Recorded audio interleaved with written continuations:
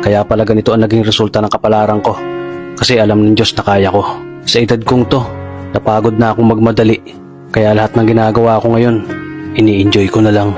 Siguro sa dami na rin ng aking pinagdaanan, napagtanto ko na ang buhay ay mas malawak at mas mahiwaga pa sa mga problemang dumarating sa buhay natin. Tumatanda na tayo, baka sa kakahabol natin sa masagana at maayos na buhay, ay hindi na natin nai-enjoy ang buhay. Baka nabubuhay na lang tayo dahil nape-pressure tayo sa sasabihin ng ibang tao.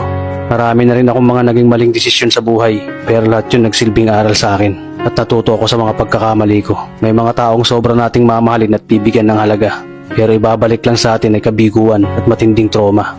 Kaya wag nating lilingunin ng mga taong tulad nila dahil mas payapa kapag hindi ka na interesadong malaman pa kung ano pang balita sa kanila. At wag mong idepende ang sarili mo sa kahit kanino. Tandaan mo, kahit sarili mong anino, iiwan ka din nito kapag madilim na ang paligid mo.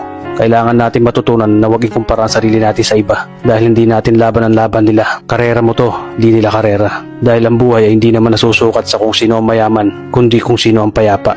Kaya galingan mo lang palagi tol dahil napakaraming tao mapanghusga, hihilahin ka pababa at lagi mo tong tatandaan.